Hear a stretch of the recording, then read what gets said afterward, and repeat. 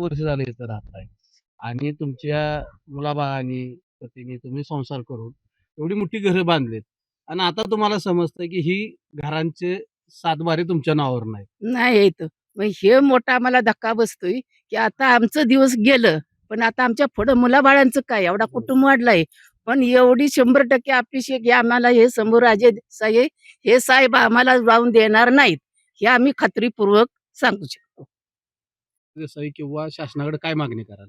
मागणी मला ते आम्ही तुम्ही एवढीच मागणी करणार, की त्यांना जे आम्ही साकडं गाठलेलं आहे आणि त्यांना माहिती पण पडलेलं आहे, की शंभूराज देसाई की दादांना ते माहिती पडलेलं आहे. तर ते आमचा ग्रामस्थाचा जे विचार आहे तर ते ते सोडवणारच आहे ते 100% असं आम्ही ग्रामस्थांनी धरलेलं आहे. आम्ही हो. अपेक्षा तीच धरली अपेक्षा आहे. केलेली आहे. आणि तिने काय सांगितलं तर की कुठेही दगाफटका करायचा नाही, मग आमच्या वचनाला काळिंबा आणायचा नाही. आम्ही ज्या पद्धतीने सांगू त्या पद्धतीने आम्ही राहिलो इथं काय, आणि त्याचा शासनाने गैरफायदा घेतला. आजपर्यंत ही इथं पाण्याची टाकी आहे, ही विहीर आहे, इथं एक विहीर ही शासनानंच खाणून दिलेली आहे. मंदिर आहे काय? त्याचा हे अटेक चौथरा आमच्या मीटर ग्रामदेवताचं मंदिर आहे, शंकराचं मंदिर आहे, त्याचा अटेक चौथरा आहे की नोंद आहे त्याच्या की. उतारा सगळा आहे त्यात काय. पण मग ह्या आम्हाला साखळी ओढून सुद्धा का देत नाही काय.